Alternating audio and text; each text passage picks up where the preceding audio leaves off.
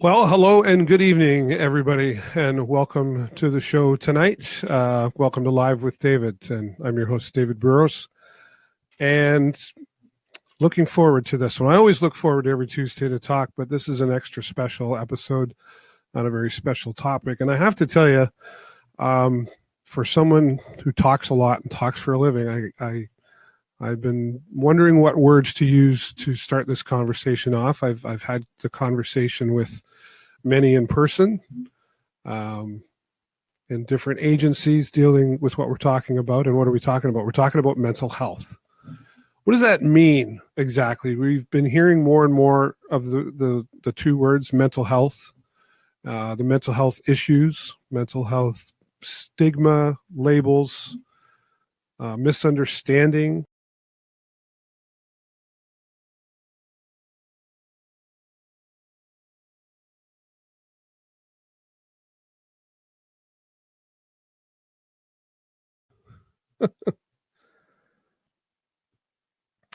Poof, I'm back just like that.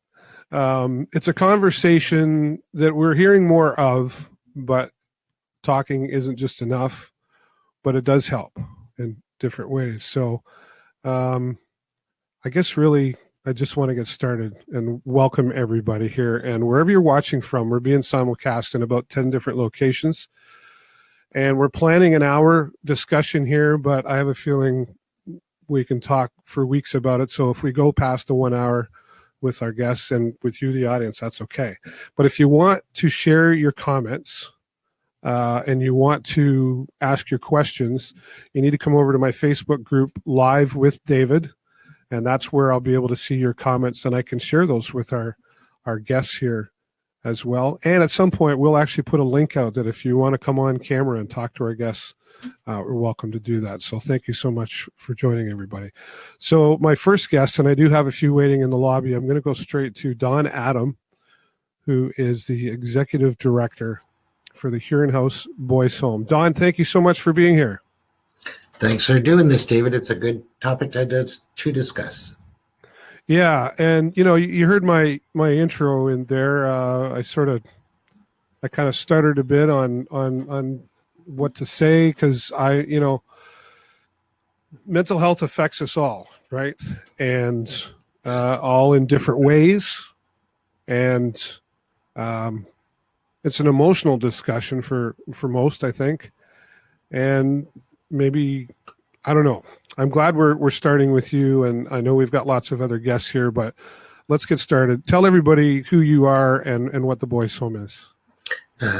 Excuse me. My name is Don Adam. I'm the executive director at Huron House Boys Home. It's an accredited children's mental health center in Bright Grove, Sarnia, and it's residential, and it's one of the only residential facilities in southwestern Ontario. And we have many kids that have many issues, and hardly any of our youth have just one diagnosis. It's scary, the surviving that these young people have done, coming from different backgrounds and having to deal with different issues. Did you know that 70% of mental illness begins in childhood? We're going to talk about mental illness, but I'm going to come at it from the children's mental illness side. Sure. Well, that's where it starts. It does. And of course, the Bill Let's Talk is such a great vehicle to get rid of the stigma and to open the conversation. But there has to be something other than just let's talk. Let's do something about it. The Children's Mental Health Ontario, and Huron House is a member of that, has been advocating with the provincial government to increase funding for services because, in the last 10 years, kids are waiting 18 months for care, and they shouldn't. That means that there are parents sleeping outside their children's bedroom door and hiding pills and knives and scissors and sharps, so to protect them, to keep them alive. And that just is, I don't find that acceptable. Right. Well, those are some good and strong, important points. And we have another guest in our lobby that I think I can bring in to answer some of those questions for you. And she's made some time for us, which is fantastic. Marilyn Gladhue's in our lobby, our MP. And there she is. Marilyn, thank you so much for joining. Well, you're welcome, David. Thank you for bringing this topic to awareness. Yeah, well, it's, as you've heard us say, and I know to you as well, it's an important topic. But in your position, you're always given the hard questions about sensitive topics like this. It's just sort of in reference to what you've heard Don say already. Well, you know what? The federal government pledged $5 billion Exactly. 2017 budget for mental health. Well, where is it? You know, Exactly. in Lambton, there are no services. We have people coming even to my office who are a danger to themselves, a danger to the public, and there's no place to send them but jail, which is totally unacceptable. You know, so Right. What Dawn is saying is real. There are parents that have children who are suicidal. We know that's at a crisis level across the country. And, Mhm. you know, saying, well, we can get you an appointment in 18 months or even in 6 months is totally unacceptable. So this is an area I think the government needs to fill the gap and really come to their pledge. So that's fantastic to do that. And somebody needs to turn their volume down a little bit. It might be you, Marilyn, because I can hear myself. Okay. Yeah, I'll Is that try better? that. Yes, thank you. So how do we make this happen? How does our government make this happen? Question one. And for the rest of that question, what about the services that we do already have, like St. Clair Child and Youth and the Boys Home? Like I know the Boys Home, Don will correct me, I think 26 or 24 beds, but only 4 or 6 of them are funded. That used to be there. Now it's gone. How do we get that back? Absolutely. Well, I mean, thank you to Dawn for the work that you do at Huron Boys Home, and for St. Clair Child and Youth that has been just, a beacon of light in our community. But the government has dropped the ball. They've said they're going to fund it. Where's the funding? I know that the Canadian Mental Health Association is well-intentioned, and they're trying to bring programs, but really it seems like very little and very late. Right. And it is the provincial government. The federal government has provided the provinces with some funding, but like Marilyn said, so then what happened? I'm hoping that it will come, but it needs to come the sooner the better. CMHO. Right. I mean, we've seen pieces of it come, right? We've seen the St. Clair Child and Youth step up with some suicide prevention and some counseling for the youth. We've seen the Decker Bauer Foundation at least come with some weekend suicide crisis intervention, but it's not enough. And, there are so many cases, even in our community, but across the country. So much more is needed. And do you know that 46% of youth miss school because of mental health, and 25% of parents then miss work? It's just a bad business plan to not provide these services early, have some prevention, and get the help, the youth the help that they need. So there's a domino effect. The new health minister, Jeanette Petitpas-Taylor, she was a social worker before, and she's quite aware of the issues of mental health, and I certainly have advocated with her. I had a meeting with her where I said this is a priority and needs to be a priority in the government. Now, currently, there's not much in her mandate letter other than the $5 billion that was committed, so we really need to, I think, move on this. Definitely on the suicide crisis, but even more, there's the addiction crisis, and there are a number of parts of the problem that need to be addressed.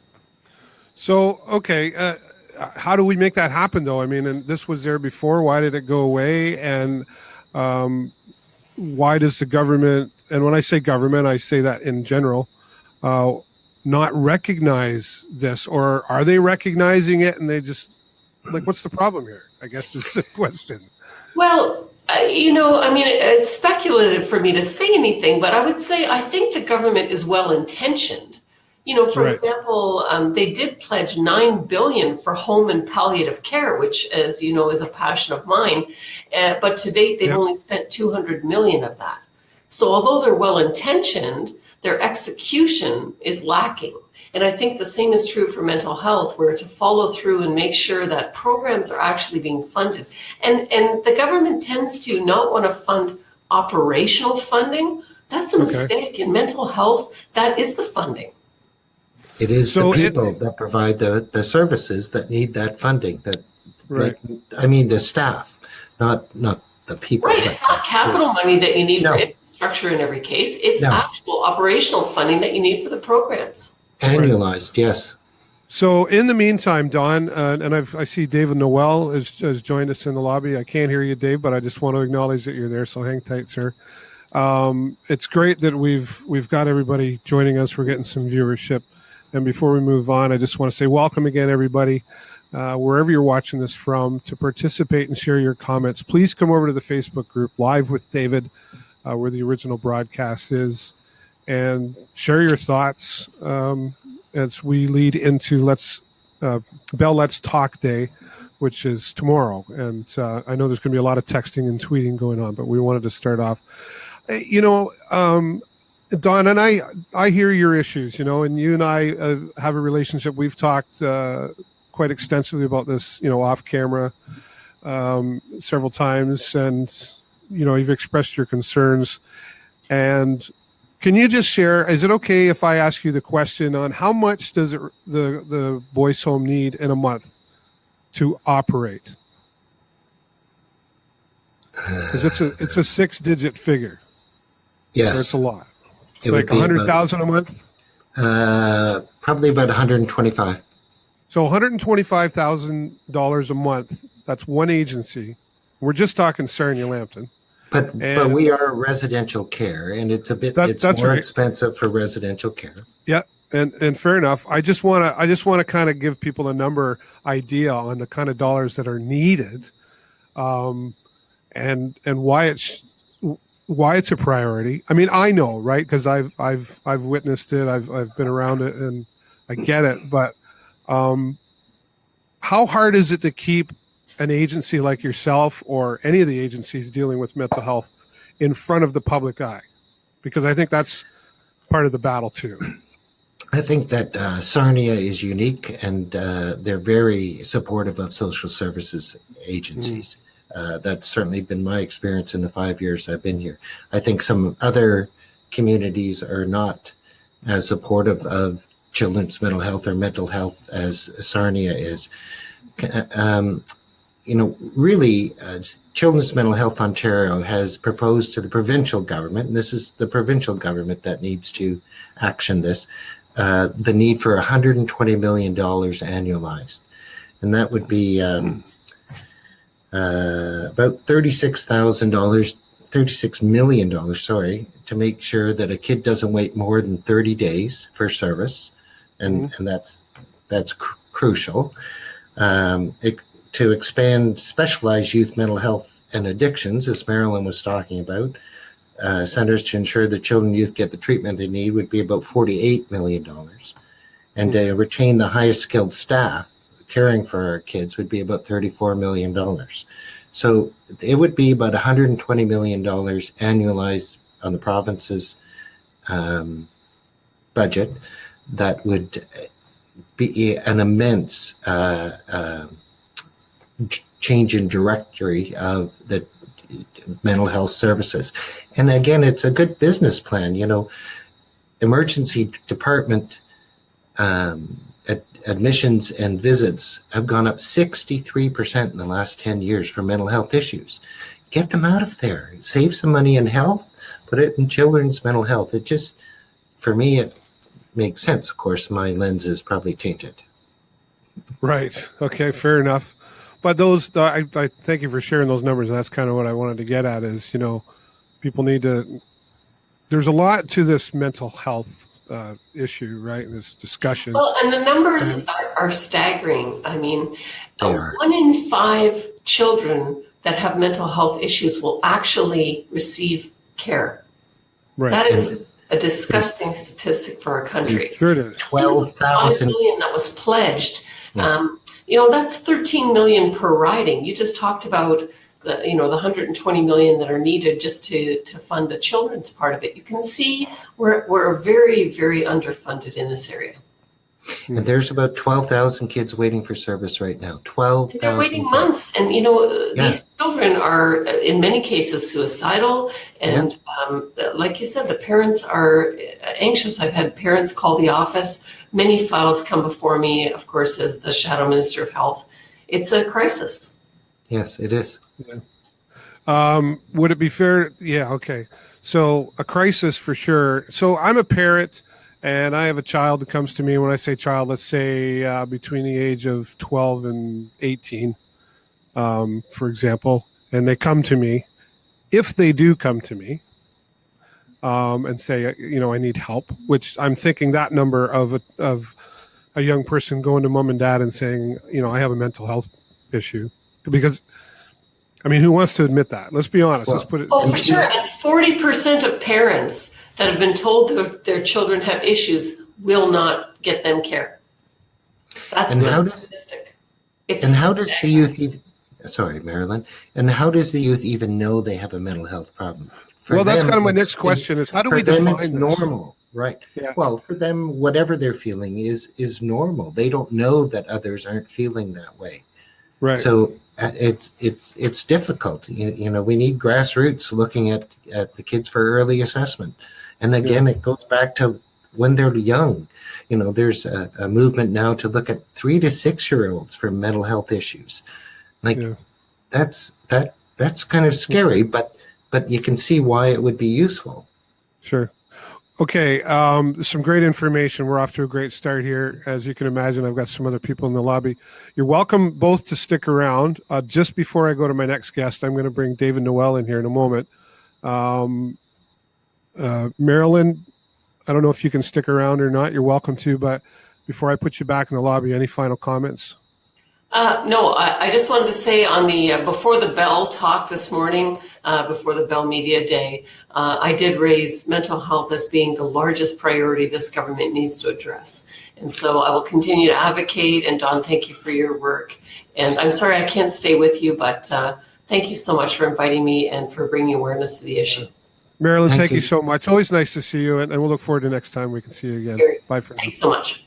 Thank you. Fantastic for our MP, Marilyn. Glad you to join us here, and to be perfectly honest with the numbers, she's aware, I'm sure. Don, actually, if you want to stay, Don, I've got David Noel here in the room, and I do have some folks from Rebound. We still can't see them, but we will be able to hear them. So, folks from Rebound, stand by in the lobby. We will get to you, and I'm giving my friend David Noel a heads up here. If you want to kick me out to the lobby, go ahead, David. No, stay there for just a moment, Don. I'd like to get some final thoughts. I know we've got kids mentalhealthcan'twait.ca up on the screen for people to check that out and find out more. Before I put you back to the lobby, any words? Me? No. Yes, Don. Sorry. If people go to that Kids Mental Health Can't Wait website, they can drop their name and their email address into a pre-generated form, and a letter goes to the Premier Wynne immediately that would support children's mental health. Hi, Mr. Noel. Hi, how are you? I'm good, thank you. Look at that, amazing. Amazing. Yeah. All right. Okay. Oh, Don's.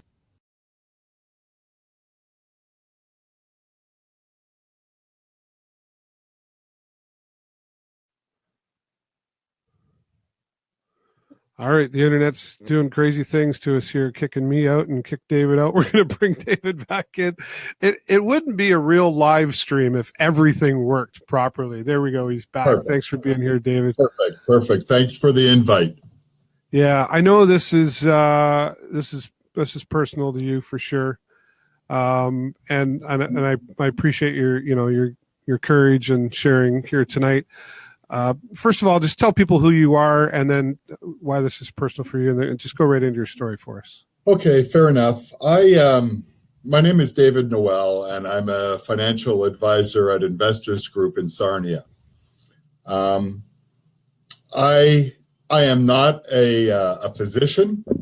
I don't know the clinical side of mental health, but I've got experience in my family which hits very close to home with issues regarding teenage problems, with regarding anxiety and depression, teen suicide, and it's terrible. I can't really speak much more than that, other than that parents need to know what is out there to help them. And I'm so happy that you've given everyone this opportunity to talk about, what that sickness and illness. It's nothing that anyone could do about it. They're stuck with it, other than get counseling, get support, and have family there for you. Now, aside from my personal family problems that are all well taken care of now, but it was hell at one time. I see a lot of stress with people regarding money and this is a daily basis, and I think it contributes to overall mental health issues and happiness. If someone knows that they have a plan and knows that they have goals in life, that's one step ahead. It's the folks that don't know where they're going or how they get there. Mental health issues take over, and anxiety is a very big thing in our community, as well as all communities. So I try to do what I can do to help educate people, to help them identify goals, identify dreams, talk about what bothers them, what keeps them awake at night. And if there's anything I can do to help, I'm there for people. Right. But the real folks that are hitting the problems at street level are the folks from Rebound, are the folks from all of these other agencies, and there's a long list of them that care about people. It's important that we have that open discussion, because in the past there was a stigma about mental illness, and I don't even call it an illness. I call it mental pressures. Let the doctors diagnose illness. I'm just thinking there's a lot of pressures on everybody, and I can help people with the money side. And I'm not the only one. I mean, financial advisors, talk to your grandparents. They can tell you how to goal set. Go ahead. Yeah. So, I mean, your personal experience, though, how did you handle it when it came your way with, certain things that happened in your family? Who did you reach out to? Was there help, or did you just have to try to figure it out on your own? It starts off with your family doctor, if you're lucky. If you're not lucky, it starts off with the police department and Blue Water Health. Right. So if there is a problem, then talk with your doctor. Have your regular checkups. Have open communication, and don't be ashamed to talk about things that are bothering you. And too often, I think people go to the doctor and they talk about a sore toe or something physical. Well, the physical things you can see, you and I can see. If I've got stitches across the top of my head, it's obvious. But if there's something in there that is bothering me, nobody knows. Yeah, but we don't talk about it, and as much as we should, I guess. And one of our viewers, Jason Richards, says nothing to be ashamed of having mental health issues. I think we would most. Okay, but let me paint this picture, though. I think most of us would agree with that statement until it comes to you, right? Like we can say that, we can put it out there. Nothing to be ashamed of. Nothing to be ashamed of. Nothing to be ashamed of. But are we, and honestly, I'm looking at the Bell Let's Talk website. Are we using our language properly? Are we educating ourselves properly? Are we being kind? That's the big one. Are we, and right on their website, instead of, schizo or crazy. Well, we use those words, and hurtful. hurtful. And sometimes I think we use words that are hurtful and we don't mean them to be. They just are, and we don't always realize, because maybe that's what we were taught growing up. I don't know. There's it's a form of bullying. Sure. Yeah. You're hurting people. How do we get people to look at this differently? Like, I can tell you, I've never had a problem with it. Okay. I'll tell you, I've people in my family have had issues that I had to deal with from a little child. So I was used to it way before this was being talked about. I myself, as a child, had epilepsy at a time where nobody knew what epilepsy was, including closely my doctor. It was kind of like Tourette's. Nobody got it. Nobody knew what that was about. Now, I was fortunate enough to outgrow it, but I can tell you my own experience of having an epileptic grand mal seizure on the playground back in 1970 whatever was brutal, right? The words from the kids, and honestly, even from grown adults, teachers, not because they were ignorant. They were ignorant in the sense they weren't educated, or I say they weren't edumacated, right? And so, but then we've kind of grown up with that a lot. And I know I'm telling my story, but I'm not the only example of something like that happening, right? So we have to change it. So we have to talk about it. I get that. We need money, obviously, but how do we get people to talk about it? How do we encourage people? We're doing it here. Okay, awesome. But this is a small number compared to who needs to talk about it. Dave, how do we encourage that? Solve the world's problems, but I get that. One step at a time. And that one step at a time, you're taking the lead on that by providing this opportunity to talk about it. And, there's mental health is a very, very wide issue. We have to be able to listen to people without judgment. We have to be able to acknowledge that they are having a problem with them. And we have to understand what their needs are, and they have to be able to communicate it to us. That's not available all the time, though. So we have to be vigilant.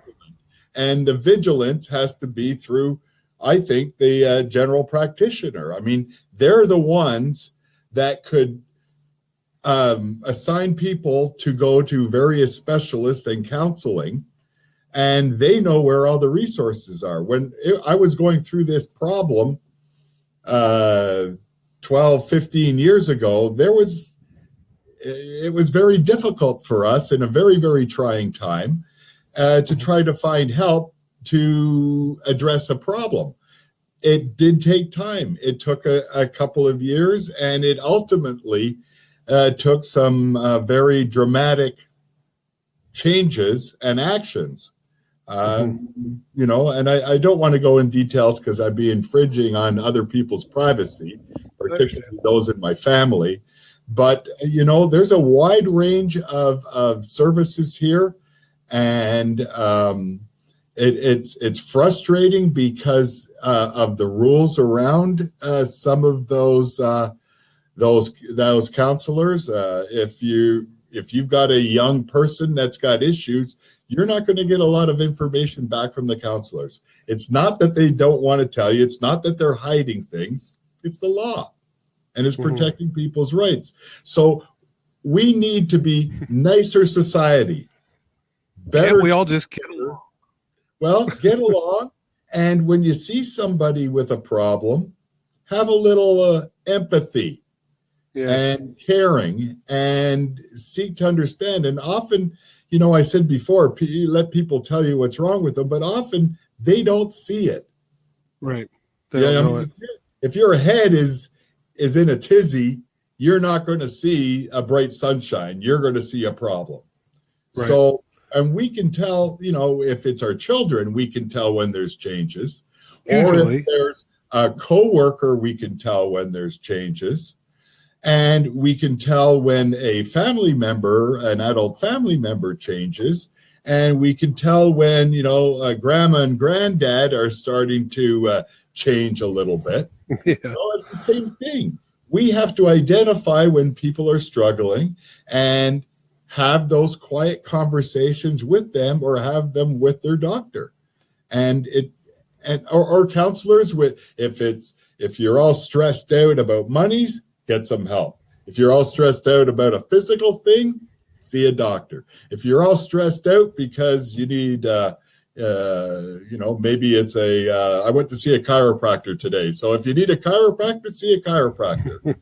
If you don't think you're thinking straight, or you're having problems sleeping, or you've got weight gain or weight loss, or things like that, those are warning signs. Bouncing checks is a warning sign that you're not spending your money properly. Yeah, So right. There's so we need to educate. There's messages. We need to educate ourselves more than, right? Yep. Sorry, we need to educate ourselves more than, so that we can recognize these things, though, because I think sometimes we don't recognize what's happening. And all those organizations in your town, in this town of Sarnia, or I don't care where it is, volunteer at those organizations. Do some fundraising. Spend some time in their shoes to appreciate what is going on in society. Marilyn Gladu, I'm thrilled that she's getting all of this information, but all this information and all these very complicated situations and dire situations, it shouldn't have to go there. But I'm glad the process is taking it up the ladder.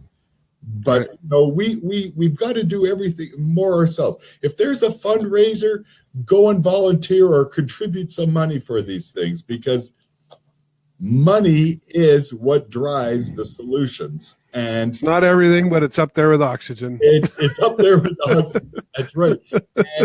And knowledge, money, and action. And somebody today asked me, what comes first, motivation or action? And I got it wrong.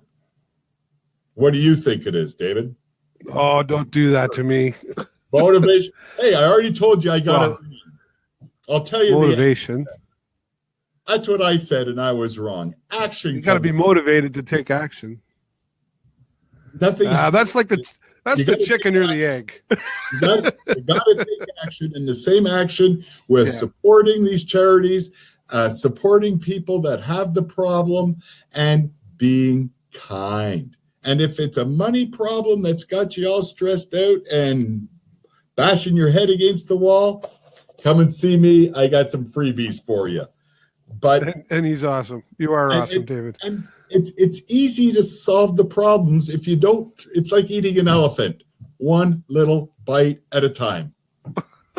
Don't full already. Yeah, well, that's it. David Noel, you're welcome to stay. I got to kick you back in the lobby, and you're welcome to stick around if you have the time. I'd love to bring you back near the end of the show. But thank you for standing on top of your soapbox tonight and sharing your motivation and sharing your story here with us tonight. Well, I wish I wasn't so motivated, but you know what I mean. I do. Thank you, my friend, David Noel, for joining us once again. David's back in our lobby, and wow, what an incredible, some excitement there from David. Really, a lot of passion, and I can tell you from knowing David personally, he's very sincere about what he's saying there. Reach out to him on Facebook if you want to connect with him. He will talk to you if that's your choice, and he's just awesome. I've got somebody from Rebound, Sarnia Lamps and Rebound, in our lobby. We can't see them. But I'm giving you a heads up. I'm bringing you in. We can at least hear from you. And hello, Rebound. Are you there? Hello. We are here. Hi. We could be sitting in our pajamas right now and no one would ever know. That's right. Just before we get started, I want to say hello to some people in our audience again. Jennifer McCann.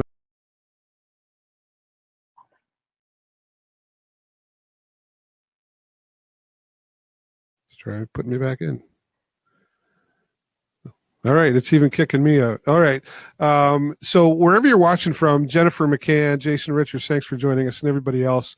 If you would come over to the Facebook group called Live with David, where the original broadcast is taking place, make your comments there, and that's where we'll be able to see them. Jennifer, I know you made a comment on a different location, but in order for us to see them, that's the best place to do it on Live with David.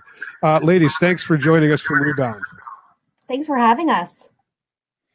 This is, I think, if I got to get you to turn your volume down at your end a little bit because I'm getting an echo. Okay. You'll have to strain to hear me, I guess, but I won't yell. Tell us a little bit about who you folks are, introduce yourselves, and then talk about Sarnia Lamson Rebound and their involvement with mental health. So Sarnia Lamson Rebound is a nonprofit organization. It's been around since 1984. Back in the day, Sorry, I can hardly hear you. Oh, I don't know. sorry. How's that now? That's a little bit better. Yeah. No, can't hear you. Okay. Okay. That's perfect. Right there. Okay. So after Rebound began, No, you're gone again. I'm not sure what's happening there. Okay. Now that's loud and clear. That good? That's great. Okay. Where you go. Okay. So we used to be just solely diversion, youth who were in trouble with the law, and now we are supporting a lot more youth in the community. A lot of parent referrals. We do still have some EJM referrals, but there's a lot more self and parent community organizations are referring because it's a lot more prevention than intervention. Okay. So what kind of things does Rebound offer to support those with dealing with mental health? Oh goodness, so we're ever changing, always changing. That seems to be the one thing that's constant around here. But we have multiple group programs for young people, depending on the reasons why they're coming into the agency. Our GPS, our Youth Engagement Committee, they work with us, along with us, to kind of fight the stigma of mental health, as well as constantly having open conversations with young people and the tools that young people are gaining from our drop-in spaces like our lounge and the hub. We have multiple community partners come in and try and help have those conversations, give the young people tools so that they can deal with their struggles. And I mean, every single program has a one-on-one aspect that young people can connect with a program coordinator, as well as we host our Reaching Out conference yearly that's solely dedicated towards mental health and wellness. Right. So what kind of thing? That's a lot of services for sure, and that's fantastic. But what kind of things does Rebound? Let's go back to the money thing. You know, we talked earlier with Don, who is still in our lobby. Don, thanks for sticking around. But money is you heard me say it. It's not everything, but it's up there with oxygen. You kind of need it to live. What kind of things does Rebound, outside of what the government does for them, as little as that might be? What kind of things do you need to do on a regular basis then to raise money? What kind of dollars do you need for this? We need lots of dollars for this. Yeah. We are creative in the way we raise our money and the way we provide our programming. We are constantly on the lookout for new grants, which mean a lot of our programs that we offer here are solely done through grants, United Way funding, which we're very, very fortunate to have to support some of our programs. And the community's been very gracious to us and in providing donations as well. So we're constantly on the lookout for new opportunities to get some funding. Right. And how do you, we talk about, the need for services, and obviously there's different, there's different levels, I guess, if that's the right word, for mental health, different age groups. What kind of things do you guys have to do? How hard is it to get yourself out in front of the public, I guess, to welcome the youth with open arms? Because that, even sometimes if the youth are aware of the services, they're not always taking advantage of them. Is that a fair statement? Absolutely. So a lot of word of mouth from peer to peer with youth. Right. Rebound actually employs youth advisors. So we hire youth who can be those peer-to-peer mentors. So Okay.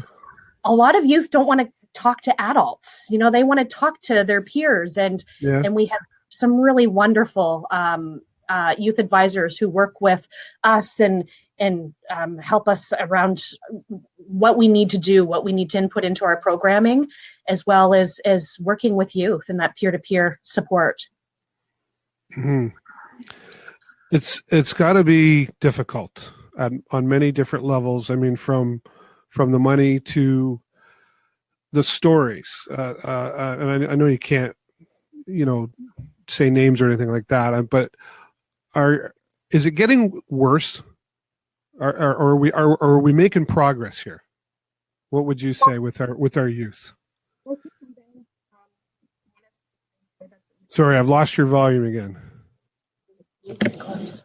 One of the things that I really enjoy about the agency is that we are really trying hard to stay above the trends and the themes that we see in the community, from our families and from our young people that come through the doors. So we're constantly looking for creative ways to support those needs. And I mean, and it's a peer-to-peer aspect. Once a young person has a good time within the agency, then they're talking to their friends about that. And I mean, the drop-in programs themselves have been really beneficial to be bringing in young people in a very different perspective, but then they're still receiving the services kind of in a roundabout way.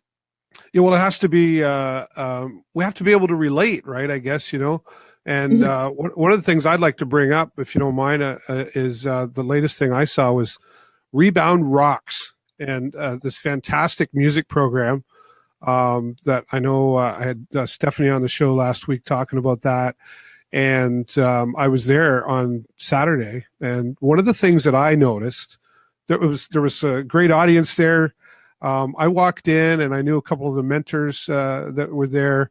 And the first thing I noticed, or actually I was heard from one of the mentors, was there were 4 young boys on stage playing guitar and drums together, and they'd never met.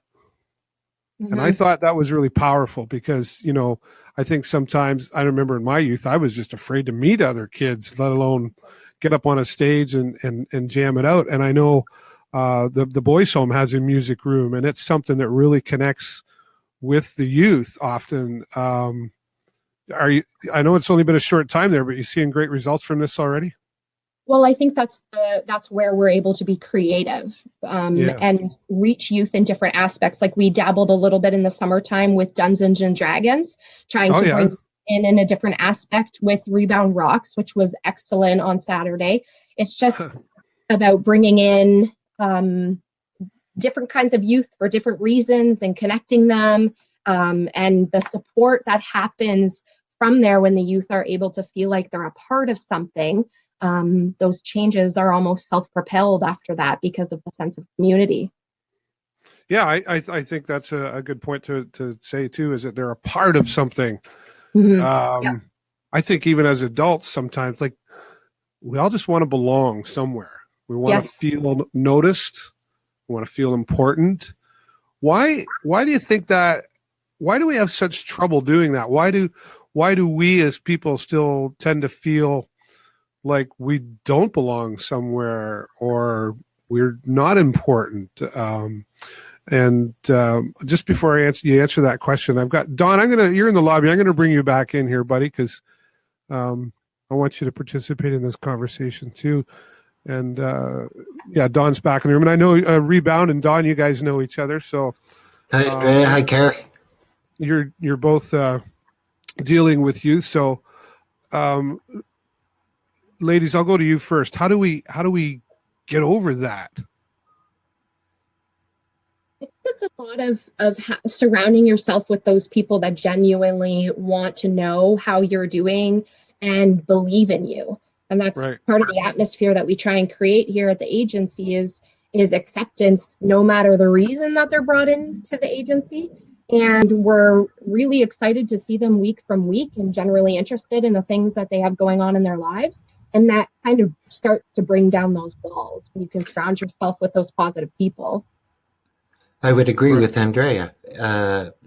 Many of the kids that we service haven't had that nurturing and structure and direction and guidance. And it's what they need, and whether they want it or not. We have many of our graduates come back many years even later and say, well, remember when you said, no, I don't remember, but they remembered finally. Yeah. The seed is planted, and then hopefully it grows.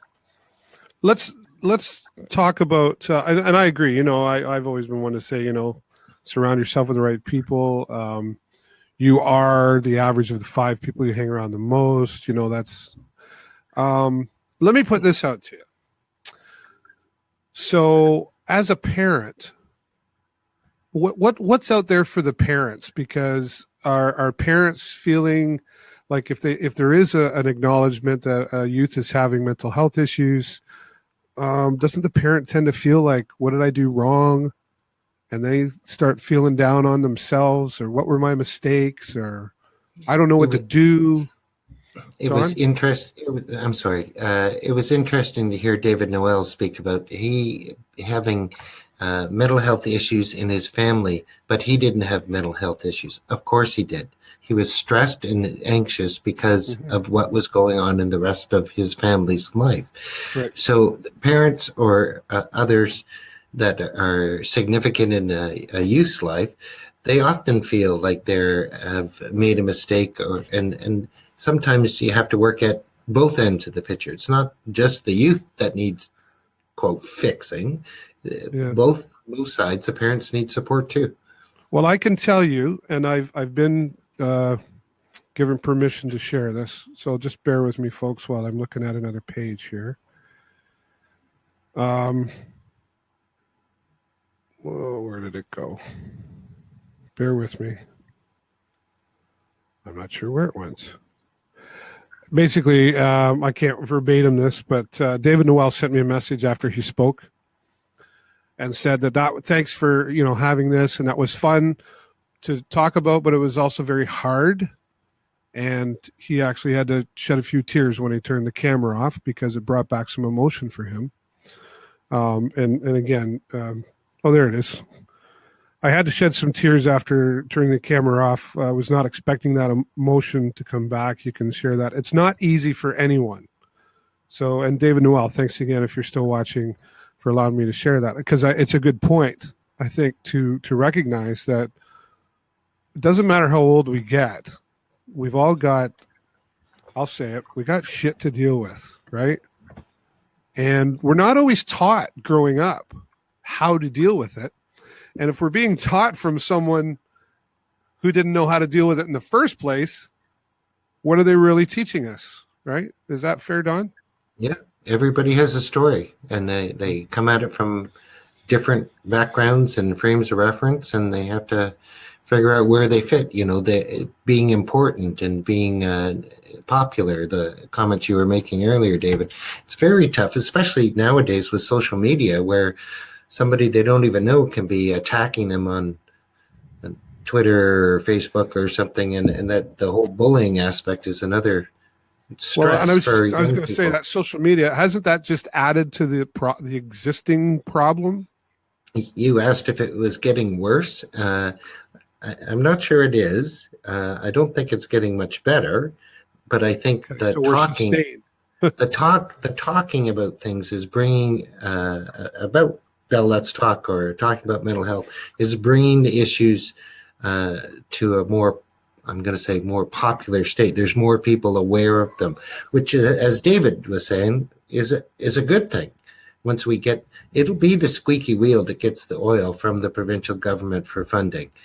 People need to get on their soapbox and talk to the provincial politicians about, this is what we need, and it's going to hit, if not a crisis now, a bigger crisis before.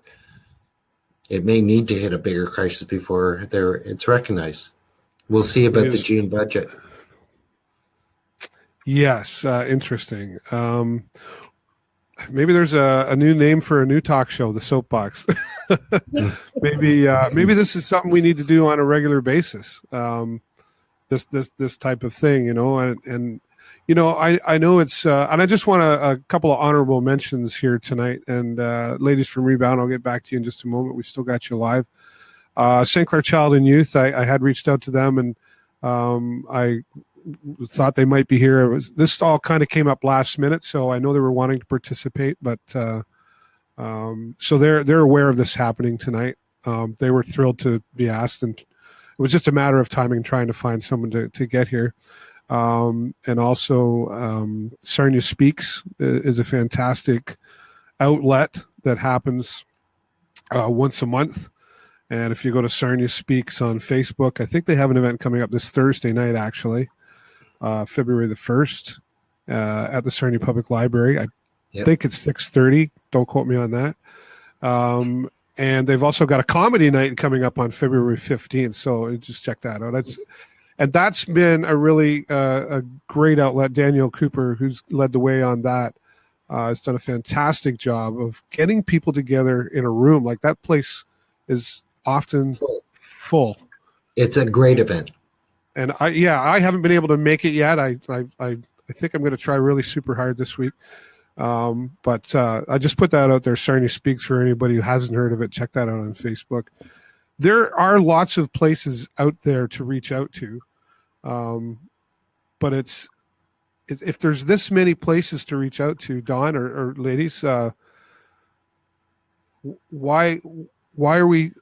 I'm a little confused, because I hear that there's not enough service out there, but there's all these different agencies. So what are we not connecting with? What's not happening that needs to happen? What's the gap? Well, I think the point is that you don't know what you need until you need it.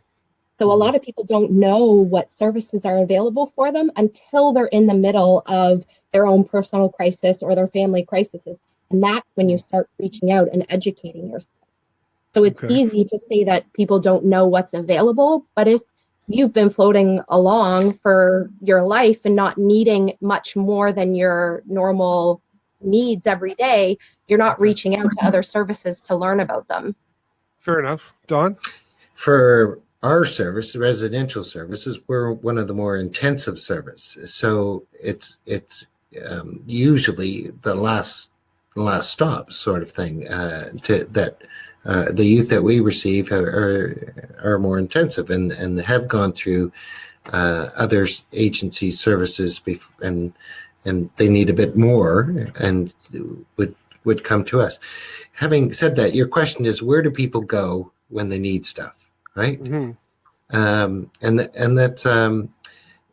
There's St. Clair Child and Youth is the lead agency. This is a new format so they're the lead agency for Lambton County. Rebound and Huron House and Community Living and the Family Counseling Center are the core service providers.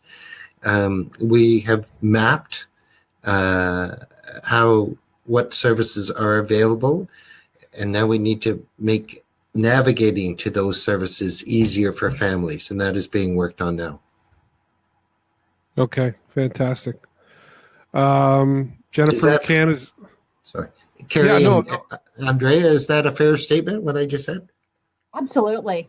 Okay. Yeah. Jennifer McCann is joining us. Thanks, Jennifer, for coming along and sharing your comments. She says it's so important that youth services are improved. I don't think anybody's going to give any argument to that statement. And,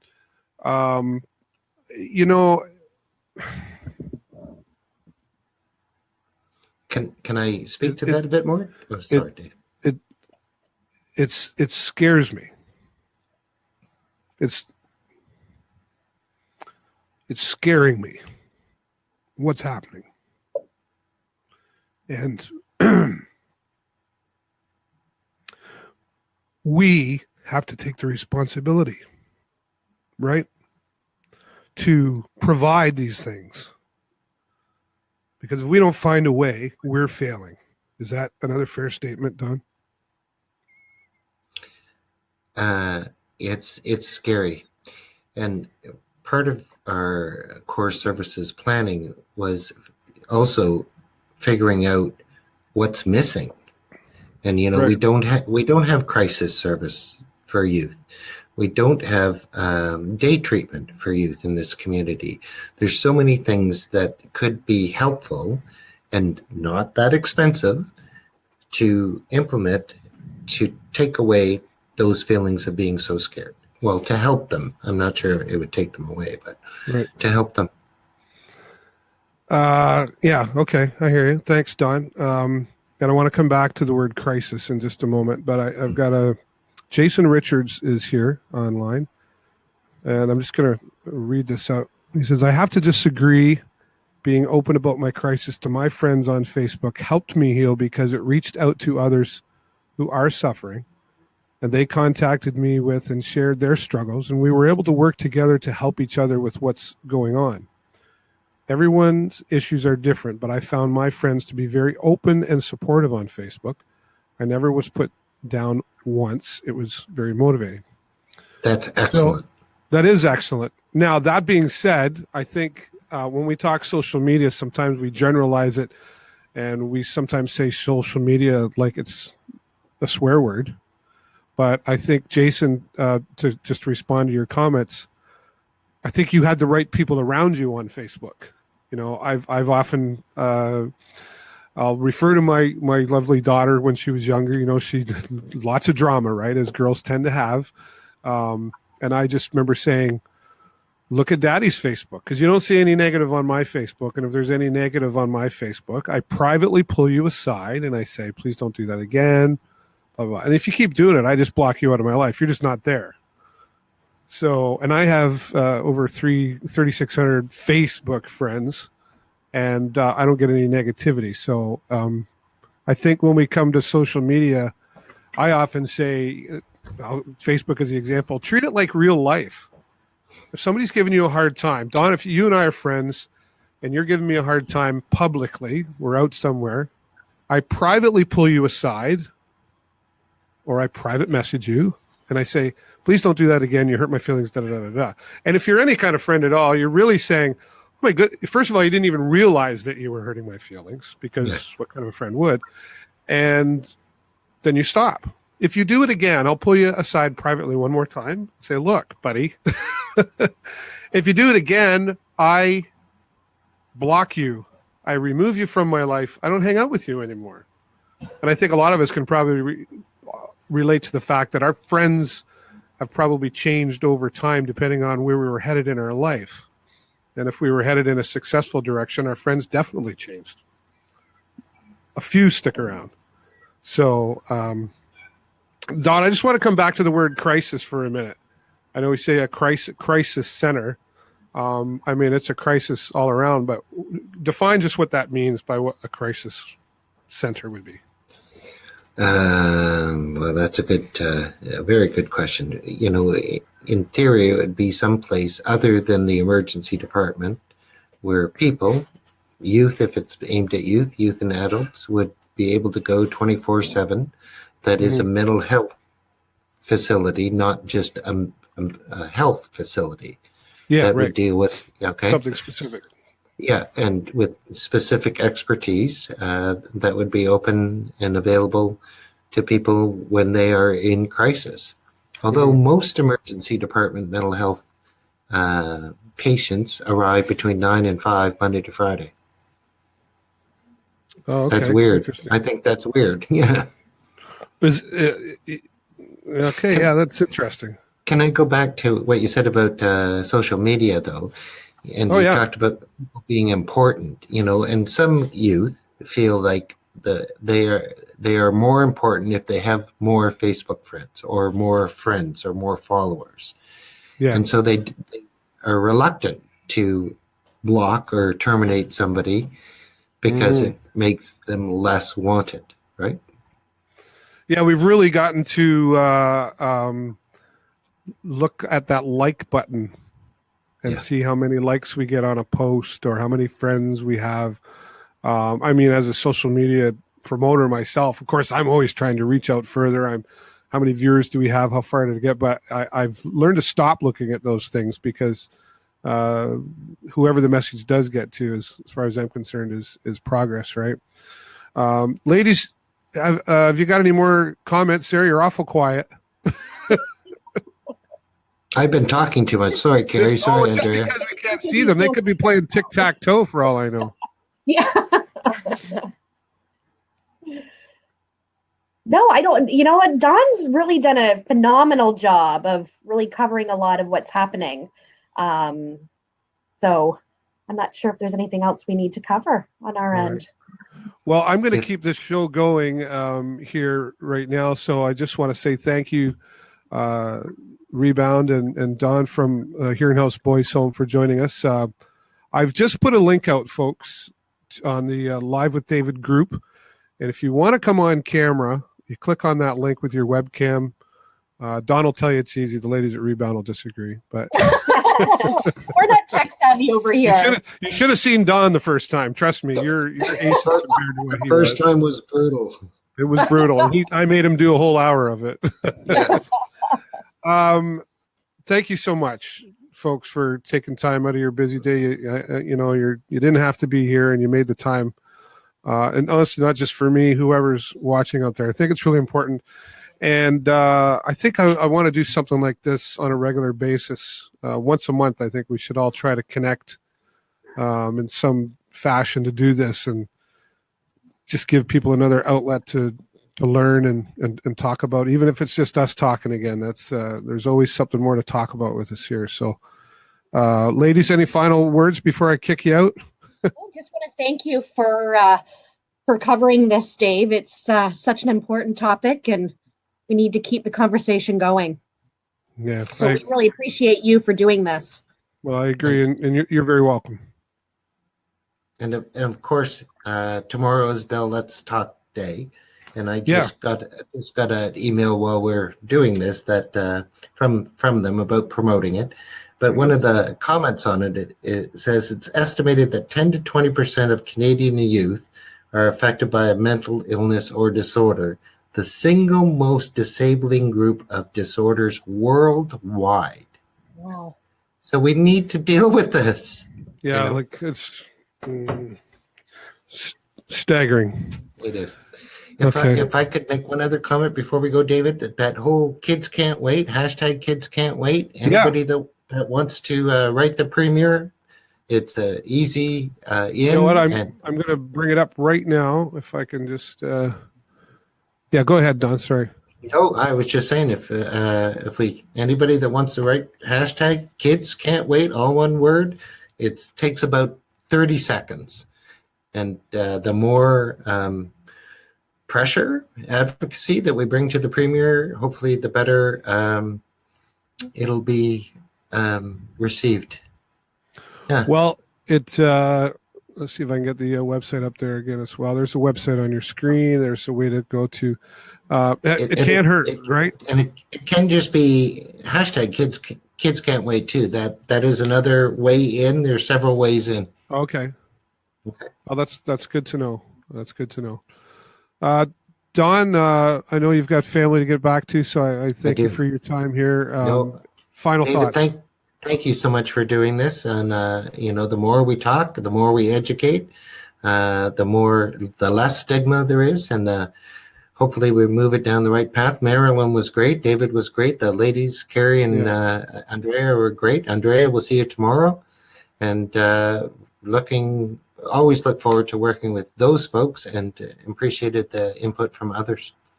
Perfect. Well, and I think I'll be reaching out to all of you. Let's see if we can pull this off once a month on a time that works for everybody involved. Thank you, Don. And Thank you, David. I look forward to seeing you at Men Who Cook, by the way, coming up. February 24th. Yes, it is. I can't wait. I'll keep my belly empty. Okay. It's a great fundraising event because we have to fundraise. That's right. Take care, Don. Okay. Don Autumn there from the Hearing House Boys Home, and our friends from Sarnia Lambton Rebound, and David Noel, who's in there earlier. Marilyn Gladio, our MP, stopping by. It's fantastic. And here, for those of you who've been watching, the message is pretty clear, right? It's up on your screen right now. You can go to kidsmentalhealthcan'twait.ca or the hashtag kids can't wait. I believe I got that right. And just take a moment. It only takes 30 seconds to put it out there. And I think we need to have this conversation on a regular basis. Let's start with maybe once a month and see if we can just use this tool to get more. Oh, sorry, I'm multitasking. Just more attention out there. Oh, Liz from St. Clair Child and Youth. She wasn't able to join the live show. No problem, Liz. I know life gets busy. We sort of did it last minute, so we'll reach out to you again for sure.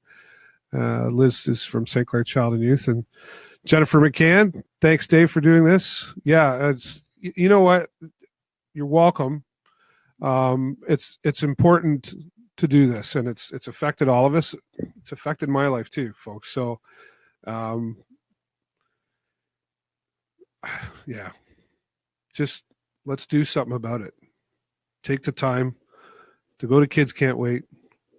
Call St. Clair Child and Youth, call Rebound, call somebody, talk to your local doctor. Maybe you don't know there's a mental health issue going on in you or in your family. I guarantee you it's around you somewhere, and just be aware of what you can do. And I think my final thoughts, probably the one thing the most we need to work on, and the thing we can do, is just be kind to each other. I don't understand sometimes why that seems so hard. Why are we so selfish with our emotions? We're afraid, we're embarrassed, or